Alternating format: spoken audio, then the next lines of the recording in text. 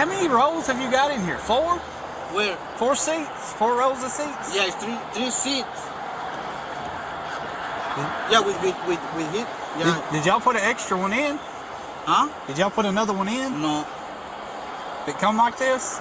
This is the truck. I've never seen one with that many seats in it. What you say? It's my boss. I said I've never seen one with that many seats in it. Oh, really? Yeah.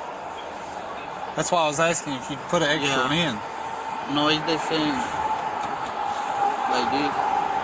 Okay. Nothing illegal? Nothing, sir. No drugs or anything? No herb. Nothing illegal. Okay. If I run my dog, will he tell me anything? Fine. And first at 5, we continue our breaking news coverage of the return of Kilmar Abrego Garcia to the U.S. to face criminal charges. Thank you for joining us tonight. I'm Megan Clark. And I'm Carl Willis. Abrego Garcia was mistakenly deported to his native El Salvador after living in Maryland for more than a decade. He illegally entered the U.S. An immigration judge put Abrego Garcia's deportation on hold, allowing him to stay here.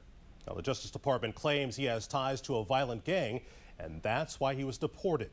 Several lawsuits were filed to try to bring him back to the U.S., leading to a lengthy legal battle. And he's now been returned to the U.S. to face human smuggling charges in Tennessee. Our Tom Rousey is joining us live now with the latest on this case and what you've been learning today, Tom. Well, Megan and Carl, Attorney General Pam Bondi spoke a short time ago about this, and she did confirm that Kilmar Abrego Garcia has landed in the United States. ABC is reporting he was expected to land in Nashville, Tennessee, where he's going to face charges in that state. Now, according to Bondi, the president of El Salvador agreed to return him after a warrant was issued here in the U.S.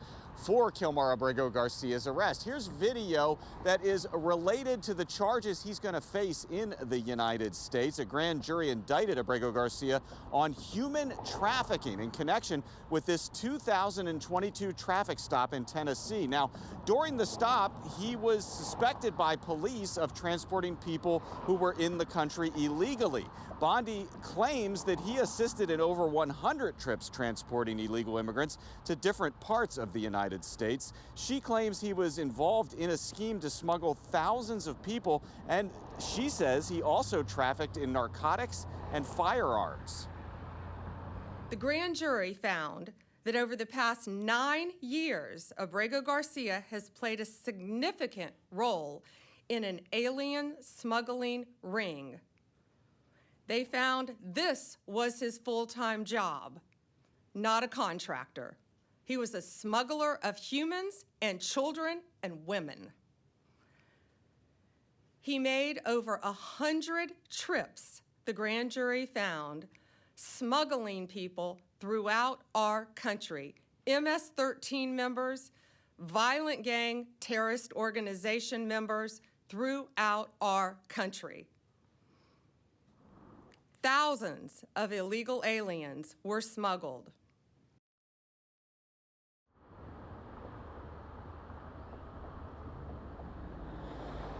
And in addition to all those accusations, Bondi also accused Abrego Garcia of being involved in the death of a rival gang member's mother at one point. Now, Abrego Garcia has had a number of run-ins with law enforcement over the years, but this is the first time he has ever faced official criminal charges in the United States related to any of those run-ins. The attorney for Abrego Garcia put out a statement not too long ago saying at that point he wasn't even aware that his client was coming back to the United States, but we hear that the family of Abrego Garcia is actually going to participate in a press conference soon, giving their side of all these things after all these accusations made by the U.S. Attorney General. Reporting live in D.C., Tom Rousey, 7 News. All right, Tom, thank you so much. And just now, Kilmar Abrego Garcia's family and lawyer are now speaking via Zoom. Yes, we heard from Attorney General Pam Bondi earlier. Let's take a listen to the attorney and Abrego Garcia's wife. Because due process means the opportunity to defend yourself before you're punished, not afterwards. Mr. Abrego Garcia is going to be vigorously defending the charges against him. I am planning to meet with him as soon as possible. As we've explained to many of you, he's been held completely incommunicado for the entire time that he was in El Salvador. He was not allowed attorney visits. He was not even allowed attorney phone calls. This is nothing like what the Supreme Court envisioned 2 months ago when it upheld the district judge's order requiring that the government facilitate his return in the ordinary course. I think what this really goes to show is that this administration, instead of simply admitting a mistake and apologizing, this matter could have gone away within a week or two after the case being filed. Instead of simply admitting their mistake, they'll stop at nothing at all, even some of the most preposterous charges imaginable, just to avoid admitting that they made a mistake, which is what everyone knows happened in this case. That's all I have to say for now, but I'll be happy to take some questions at the end. Thank you, Simon. Next on the speaker lineup, we have Amma Frimpong. She is Legal Director of CASA. Thank you and good evening, everyone. Almost 3 months ago, the Trump administration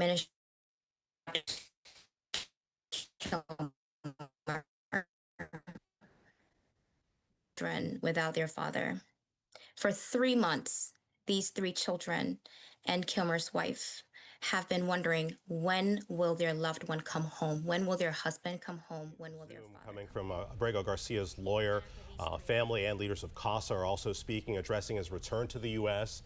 today to face criminal charges here in the U.S. 7 News is staying on top of all of the breaking developments. You can find our full coverage on Kilmar Abrego Garcia's case on our website, WJLA.com, and on the 7 News YouTube channel. Supporters of Kilmar Abrego Garcia, a Maryland man wrongly deported to an El Salvador prison, say they want due process for him. The Trump administration called his deportation in March an administrative error, but has since failed to comply with the Supreme Court's order to facilitate his return. Where the Supreme Court ordered the government to release and return Kilmar, as we have seen over these last few weeks, it was the same thing. The government being absolutely just being very clear that they had done nothing to comply with the court's order. Protesters held signs reading Todos Somos Kilmar, which translates to "We are all Kilmar." Some worry that a violation of one person's due process rights threatens everyone in the U.S. Yes, it's about one man, but it's also about the Constitution of the United States. Donald Trump needs to be reminded that he is not bigger than the Constitution. The federal judge overseeing Abrego Garcia's case held a hearing to determine what officials are doing to bring Garcia back from El Salvador. The judge expressed frustration about the government's latest argument that information hasn't been turned over, in part to protect state secrets. Bring him home now. In the past, the Trump administration has said that with Abrego Garcia in El Salvador's custody, it lacks the power to return him to the U.S. You could clearly tell the judge was not buying it. I'm Sherelle Hubbard reporting. Well, I haven't had a chance to see the indictment yet. I look forward to having a chance to see it and review it. More importantly, I think it's going to be a chance, I hope, for Kilmar to actually have a chance to have a conversation with lawyers who are representing him and give them a chance to look at it as well, so they can address these charges directly. But I think it's important to remember that just up until yesterday, apparently, the Trump administration was saying they couldn't bring him back. He was outside of their control and their jurisdiction. It's clear that they could bring him back, and hopefully they'll bring back the other 250 plus Venezuelans and others who are in this odd status of deportation, even though they haven't done anything or been convicted of any criminal activity.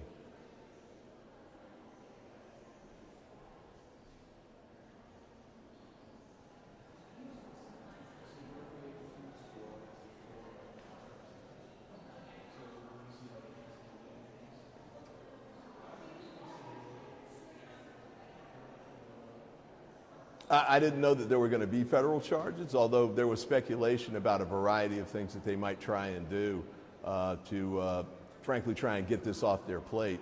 They were getting a lot of heat about him being held in El Salvador, even though the Trump administration admitted that he'd been sent there incorrectly, illegally, and this is one way to do that. Another possibility too is maybe they were just tired of getting the Elon and Donald fight and wanted to get something to try and bump that off the radar screen. But we'll just have to see how that goes. But at least he's going to have a chance to talk to his lawyers now, and hopefully have a chance to start appearing in front of judges here in the United States and get some semblance of due process.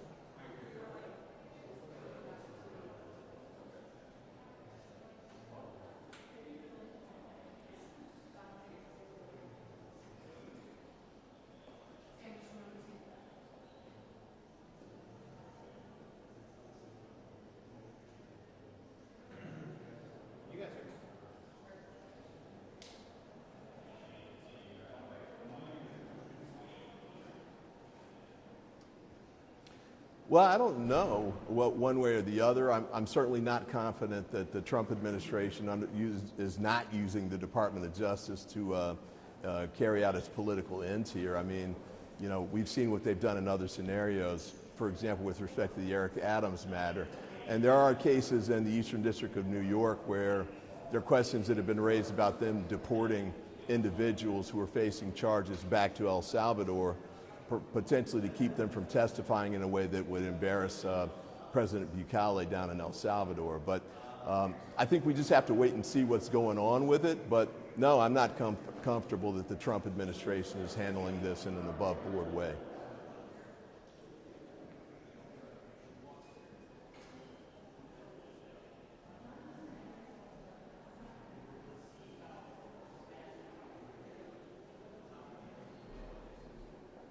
Well, his family attorney, Mr. Newman, was actually in my office at the time this broke. We were just doing a briefing as this came out, so we've had some conversations. He's been on the phone talking with other lawyers who represent Kilmar directly and other members of the family. But, I mean, everybody's still sorting it out, especially since we haven't seen any charging documents yet. So it's a little early for us to be, for them at least, to be trying to form any kind of opinions about how this might proceed. But I do think that at least it's clear now that the Trump administration can bring these people back. Yes, and I really think that they need to get moving on that too. The courts are pushing them to do it. The Supreme Court told them to do something with respect to Kilmar weeks ago. It's unfortunate. They think they got to, charge him with criminal charges before they do it. But, again, at least it's a step in the right direction from the standpoint of him at least having a chance to be seen by his attorneys and get into a United States court.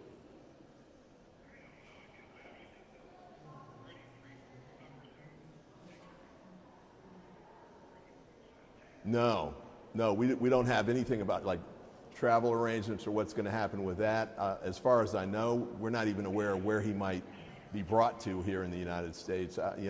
If he's been charged in, I think it's Tennessee, one would think he would be taken there so he could have his initial appearance before that in that federal courthouse, but I don't really know for sure what they're going to do.